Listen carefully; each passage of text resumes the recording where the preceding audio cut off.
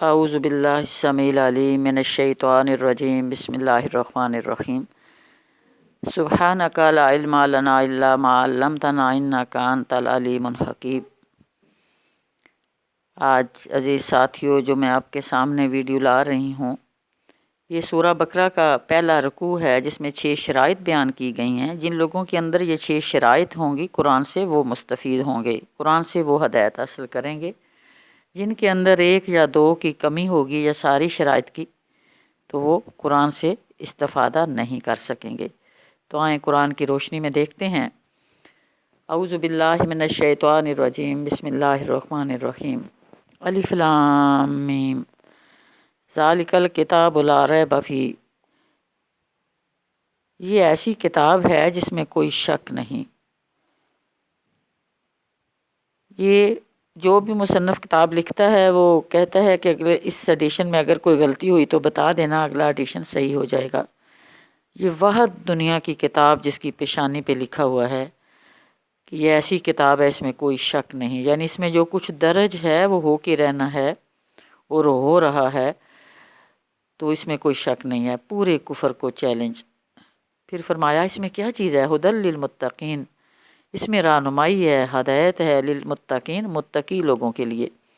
ویسے تو قرآن تمام نوع انسانی کے لیے ہدایت ہے، کیونکہ اللہ کے نبی صلی اللہ علیہ وسلم کے بعد تو اب تو کسی نبی نے نہیں آنا۔ لیکن یہاں کیا فرمایا گیا کہ یہ رہنمائی کس کو دے گا؟ للمتقین، جو متقی لوگ ہوں گے، متقی اللہ سے ڈرنے والے اور اللہ کا خوف ہے جن کے اندر، وہ اس سے ہدایت پائیں گے۔ متقی کون ہے؟ جو بے نتھے بیل کی طرح نہیں جیتے کہ جس چراگاہ میں چاہے گھس جائیں، وہ اپنے رب کی حدود کے اندر رہتے ہیں۔ دوسری شرط ہے الذین یؤمنون بالغیب، جو لوگ غیب پر ایمان رکھتے ہیں، غیب پر یقین رکھتے ہیں۔ غیب کیا چیزیں ہیں؟ وہ جو ہمارے حواس اور مشاہدے میں نہیں آتی۔ مثال کے طور پر اللہ کے نبی صلی اللہ علیہ وسلم نے بتایا کہ اللہ ہے، جہنم ہے، جنت ہے، فرشتے ہیں، قیامت قائم ہوگی، پھر حساب ہوگا، پھر قبر ہے۔ تو یہ ساری چیزیں، قبر کے اندر سوال و جواب ہوں گے، یہ ساری چیزیں ایمان بالغیب ہے کہ اس پہ ہم نے یقین کر لیا کہ اس کی خبر کوئی عام فرد نہیں دے رہا، اللہ کے نبی دے رہے ہیں۔ تو جس شخص کے اندر ایمان بالغیب اپنا جائزہ لے کے دیکھے، یہ ساری چیزیں جو میں نے ابھی گنوائی ہیں، اگر ایمان کمزور ہے تو اس کا ایمان بالغیب جو ہے وہ کمزور ہے۔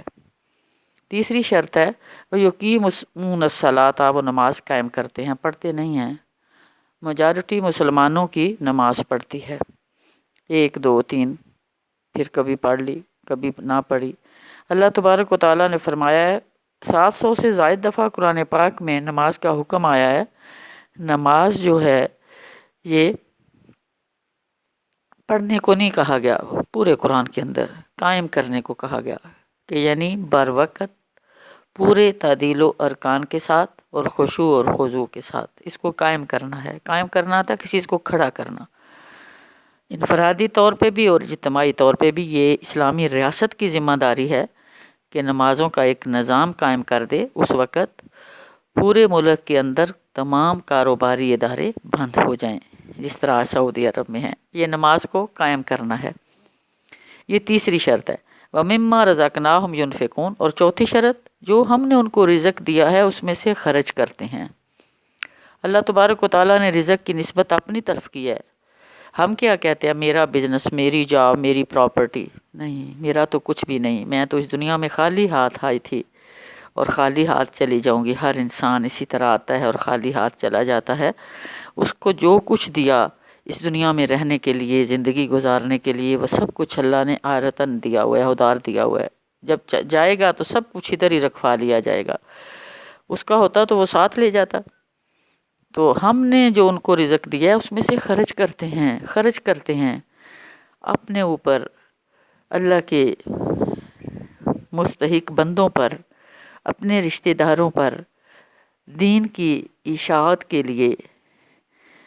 یعنی بہت سی مدات ہیں خرچ کرنے کی، اللہ کی رضا کے لیے خرچ کرنے کی، تو اس میں خرچ کرتے ہیں۔ یہ چوتھی شرط ہے۔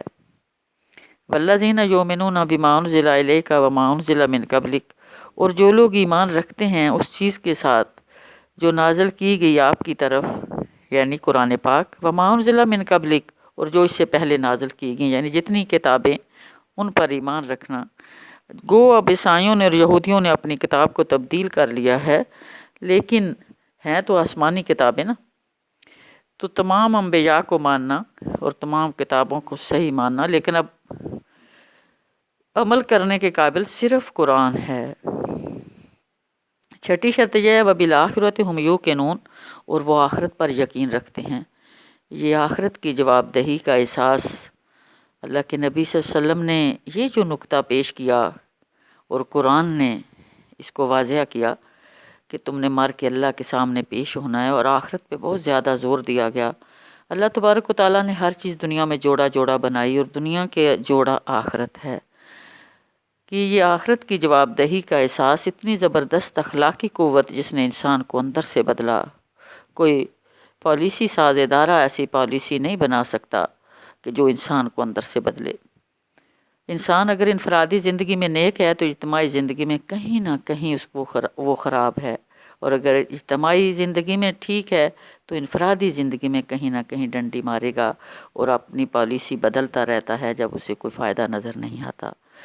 تو یہ چیز جو ہے جب یہ انسان کے اندر جاگزیں ہو جاتی ہے کہ میں نے مر کے اللہ کے سامنے پیش ہونا ہے، تو اس کے اندر ایک محتسب بیٹھ جاتا ہے جو ہر وقت اس کا محاسبہ کرتا ہے، اور وہ ہر وقت یہ خیال مستحضر رہتا ہے کہ میرا رب تو مجھے دیکھ رہا ہے۔ تو وہ پھر اسے کسی چوکیدار کی ضرورت نہیں ہے۔ یہ سی سی کیمرے، یہ ساری چیزیں یہ کیا ہیں؟ چیک کرنے کے لیے ہے سارا کچھ، تو پھر اس انسان کو کسی چیز کی ضرورت نہیں رہتی۔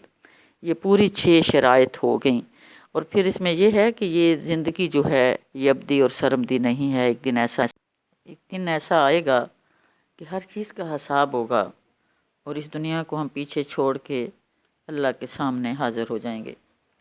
پھر یہ 6 شرائط پیش کر کے اگر ان میں سے ایک بھی رہ گئی، ہم اپنا جائزہ لیں کہ کیا میرے اندر یہ 6 شرائط پوری ہیں۔ اگر نہیں ہیں تو خدا را ان کو پورا کریں تاکہ آخرت میں ہمیں نجات مل جائے۔ اور پھر اللہ تبارک و تعالیٰ کیا خوشخبری سنا رہے ہیں۔ قرآن کی تفسیر بہت سے لوگوں نے کی، لیکن جب ہم اس کو غور سے پڑھتے ہیں تو قرآن اپنی تفسیر خود کرتا ہے۔ یہ 6 شرائط جس شخص کے اندر ہیں، فرمایا گیا، یا جس قوم کے اندر ہیں، فرمایا اولئک علی ھدی من ربہم، یہی وہ لوگ اپنے رب کی طرف سے ہدایت پر ہیں، یعنی یہی سیدھے راستے پر ہیں۔ یہ اللہ تبارک و تعالیٰ بتا رہے ہیں کہ جن کے اندر یہ 6 شرائط ہوں گی، وَأُولَٰئِکَ هُمُ الْمُفْلِحُونَ، اور یہی لوگ کامیاب ہیں دنیا کی زندگی میں بھی اور آخرت کی زندگی میں بھی۔ خدا را آئیں کامیابی کی طرف، اور یہ مختصر سی زندگی میں ہم اپنے اندر ان 6 صفات کو پرورش کریں اور اپنے رب کے پسندیدہ بن جائیں، اور دنیا اور آخرت کی کامیابیاں ہمارا مقدر بن جائیں۔ وآخر دعوانا ان الحمد للہ رب العالمین۔ اسے خود بھی سنیں اور آگے شیئر کریں۔